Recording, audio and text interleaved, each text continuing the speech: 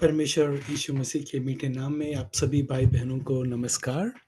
हम भविष्यवाणी कार्यक्रम से परमेश्वर का उद्देश्य उस विषय पे हम पढ़ रहे हैं। आज उसके 8वीं भाग हम पढ़ रहे हैं और पिछले भागों में हमने देखा है कि परमेश्वर का मुख्य उद्देश्य जो अपने भविष्यवाणी कार्यक्रम से है, वो ये है कि परमेश्वर का शक्ति का प्रदर्शन। और दूसरी बात है भूमंडल का शुद्धिकरण। हम देखते हैं भविष्यवाणी कार्यक्रम के दौरान परमेश्वर यीशु मसीह पहले ही अपने कार्यक्रम को प्रकट कर देता है। अपने पवित्र भविष्य वक्ताओं के द्वारा पहले ही परमेश्वर के कार्यक्रम का खुलासा कर देता है और शैतान अपनी पूरी ताकत से उसको रोकने का प्रयत्न करता है और उसमें वो असफल रहता है। इस तरह परमेश्वर अपनी शक्ति का प्रदर्शन दिखलाते हैं और हम देखते हैं अब्राहम और उनके वंशों से यानी कि इसराइल के द्वारा परमेश्वर भूमंडल के तमाम जातियों को, तमाम राष्ट्रों को आशीष देते हैं और इस तरह परमेश्वर भूमंडल के शुद्धिकरण करते हैं। ये है परमेश्वर का उद्देश्य जो भविष्यवाणी के कार्यक्रम से हैं। आज हम पढ़ रहे हैं इब्राहिम से लेके मूसा तक का भाग। इस 8वीं भाग में हम कवर करना चाहते हैं। हमने पिछले वीडियो में देखा किस तरह परमेश्वर अन्य जातियों के बीच में से परमेश्वर अब्राहम को बुलाते हैं और अलग करते हैं। उसके बारे उत्पत्ति की पुस्तक 12वीं अध्याय में हम देखते हैं परमेश्वर किस तरह अब्राहम को एक अनोखा बुलाव देते हैं और अब्राहम के वंश को परमेश्वर यहूदी वंश के नाम से हम बाइबल में देखते हैं या इज़राइल, चिल्ड्रन ऑफ इज़राइल के नाम से हम जानते हैं। और उस वक्त अन्य जातियों का परिस्थिति के बारे प्रेरित पौलुस ने इफिसियों की पत्री 2 अध्याय 11वीं और 12वीं आयत में स्पष्ट किया है। वो इस प्रकार है, इस कारण स्मरण करो कि तुम जो शारीरिक रीति से अन्य जाति हो, और उसके 12वीं आयत में उस समय मसीह से अलग और इस्राएल की प्रजा के पद से अलग किए हुए और प्रतिज्ञा की वाचाओं के भागी ना थे और आशाहीन और जगत में ईश्वर रहित थे। ये था अन्य जातियों का परिस्थिति। आत्मिक अंधकार में खो गए हुए थे, कोई आशा नहीं, सीधा अग्निकुंड की ओर जा रहे थे। परंतु परमेश्वर आदि से ही अन्य जातियों का एक उद्धार का एक कार्यक्रम परमेश्वर में ही गुप्त था, जो परमेश्वर ने प्रेरित पौलुस को दिखलाया। पौलुस को परमेश्वर ने उस भेद का खुलासा प्रेरित पौलुस को दिया, जिसके बारे हम जानते हैं मिस्ट्री प्रोग्राम। प्रेरित पौलुस कहते हैं जो भेद का खुलासा परमेश्वर यीशु मसीह ने मुझे दिया है, उसके बारे हम आगे पढ़ेंगे। उत्पत्ति 12वीं अध्याय पहली आयत में हमने देखा है, यहोवा ने अब्राहम से कहा, अपने देश और अपनी जन्मभूमि और अपने पिता के घर को छोड़कर उस देश में चला जा जो मैं तुझे दिखाऊंगा।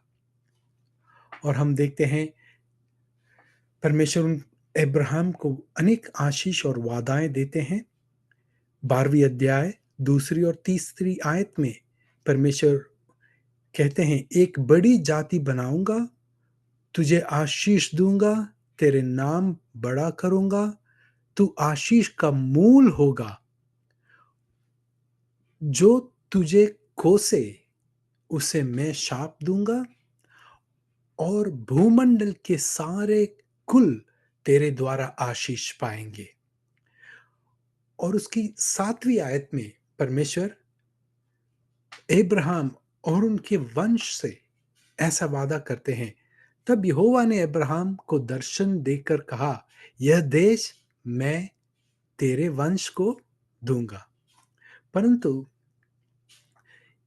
एक मुश्किल उसमें था, एक बाधा थी। यह थी कि उत्पत्ति के 11वीं अध्याय और उसकी 30वीं आयत में हम पढ़ते हैं, सारा जो अब्राहम की पत्नी थी, वो भांजी थी, उसके संतान नहीं हुए।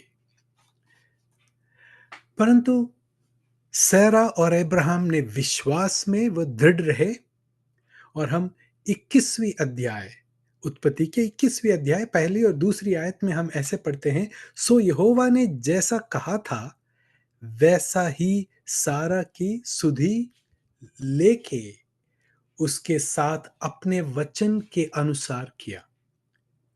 सो सारा को अब्राहम से गर्भवती होकर उसके बुढ़ापे में उसी नियुक्त समय पर जो परमेश्वर ने उससे ठहराया था, एक पुत्र उत्पन्न हुआ। Praise the Lord. परमेश्वर कभी भी लेट नहीं होते। नियुक्त समय पर ही, ठीक समय पर ही जो परमेश्वर ने वादा किया था, अपना वादा पूरा किया परमेश्वर ने। तो देखिएगा, हम परमेश्वर के शक्ति का प्रदर्शन यहाँ देखते हैं।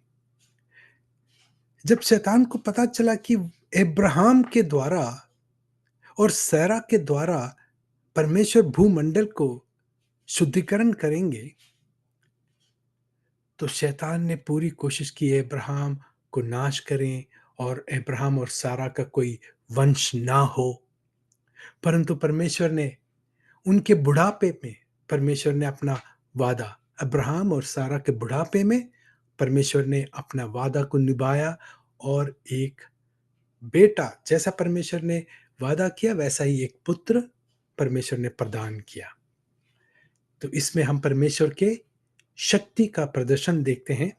भविष्यवाणी कार्यक्रम भूमंडल का शुद्धिकरण से जुड़ा हुआ है, इसलिए परमेश्वर ने जो अब्राहम को जो वादा किया वो इस धरती पे है, वो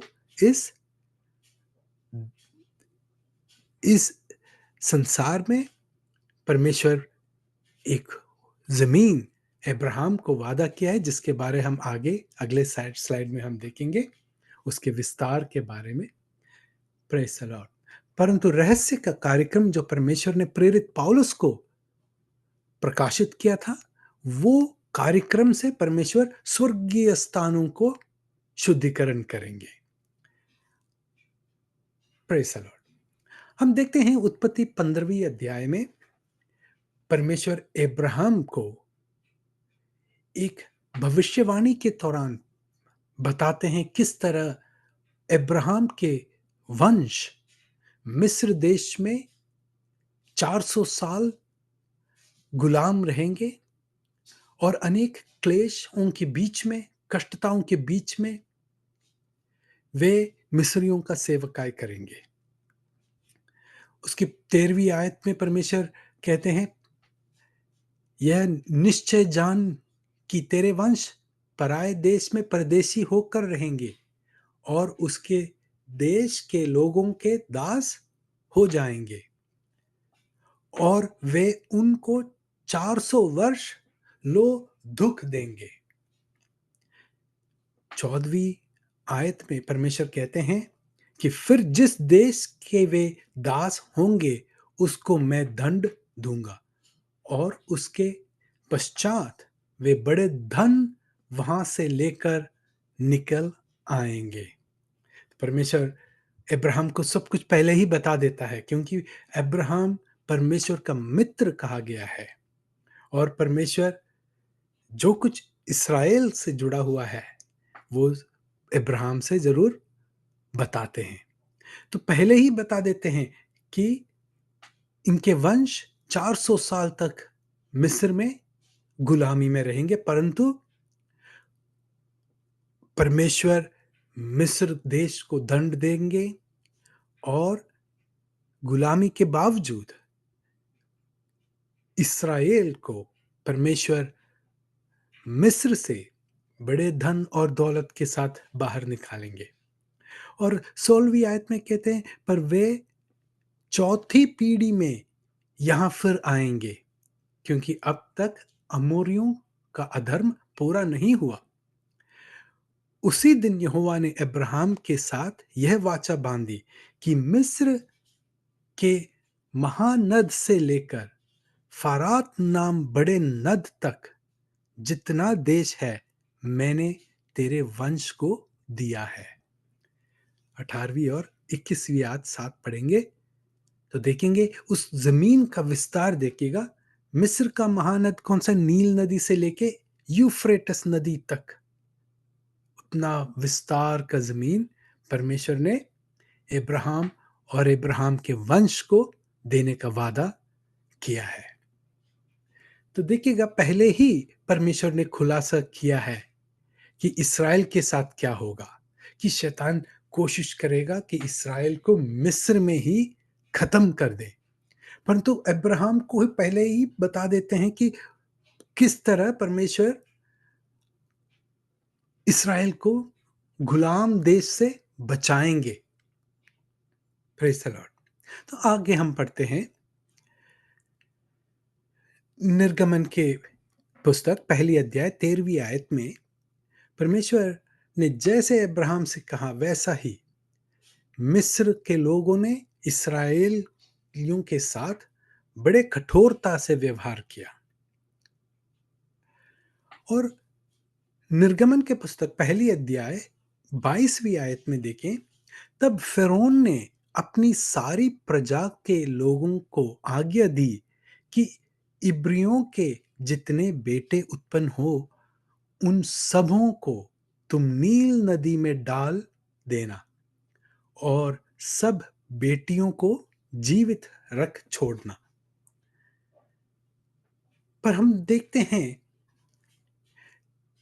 परमेश्वर ने इस्राएल की छुटकारा के लिए नेतृत्व देने के लिए जिस बालक को परमेश्वर ने चुना था, मूसा को चुना था, उस मूसा का पालन पोषण परमेश्वर उसी महल में करते हैं जहां से ये आज्ञा निकल पड़ी थी कि इब्राहिमियों के बेटों को नील नदी में डाल के फेंक डालने के जो वादा, जो आज्ञा निकला था, जिस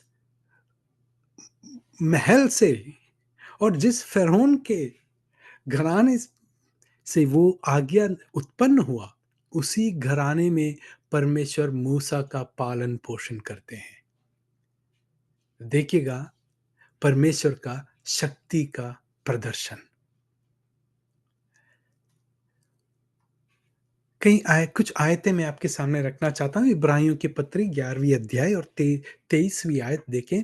विश्वास ही से मूसा के माता पिता ने उसको उत्पन्न होने के बाद 3 महीने तक छिपा रखा, क्योंकि उन्होंने देखा कि बालक सुंदर है और वे राजा की आज्ञा से ना डरे। ये मूसा के माता पिता के बारे हैं। उसकी 24वीं और 25वीं आयत में देखें, विश्वास ही से मूसा ने सयाना होकर फिरौन की बेटी का पुत्र कहलाने से इनकार किया, इसलिए कि उसे पाप में थोड़े दिन के सुख भोगने से परमेश्वर के लोगों के साथ दुख भोगना और उत्तम लगा। ये मूसा का विश्वास है। उसकी 26वीं आयत में, और मसीह के कारण निंदित होने को मिस्र के भंडार से बड़ा धन समझा, क्योंकि उसकी आंखें फल पाने की ओर लगी थी। Praise the Lord. तो हम देखते हैं मिस्र में शैतान ने बहुत कोशिश किया मूसा को खत्म करने का, और देखते हैं किस तरह क्रूर व्यवहार के साथ पूरे इस्राएल वंश को ही वहीं खत्म करने का कोशिश किया। परंतु हम परमेश्वर का शक्ति का प्रदर्शन देखते हैं। यिर्मयाह के भविष्यवाणी 32वीं अध्याय और उसकी 21वीं और 22वीं आयत में इस प्रकार लिखा है, तू अपनी प्रजा इस्राएल को मिस्र देश में से चिन्हों और चमत्कारों और सामर्थी हाथ और बढ़ाई हुई भुज के द्वारा और बड़े भयानक कामों के साथ निकाल लाया। फिर तूने यह देश उन्हें दिया जिसके देने की शपथ तूने उनके पूर्वजों से खाई थी, जिसमें दूध और मधु की धाराएं बहती है, और वे आकर इसके अधिकारी हुए। Praise the Lord. तो हम देखते हैं यिर्मयाह के भविष्यवाणी में यिर्मयाह कहता है कि हे परमेश्वर, तूने जो वादा इस्राएल के पूर्वजों से किया था, तूने वो वैसा का वैसा ही निभाया। अपने बड़े चमत्कारों और चिन्हों के साथ इस मिस्रईम से इस्राएल को बड़े धन दौलत के साथ परमेश्वर ने बाहर निकाला और वही देश में पहुंचाया जो परमेश्वर ने अब्राहम से वादा किया। तो जो शैतान की जो कोशिश थी, जो परिश्रम था कि इस्राएल को पूरी तरह खत्म करने का, उसमें वो असफल रहा और परमेश्वर का शक्ति का प्रदर्शन परमेश्वर ने किया है।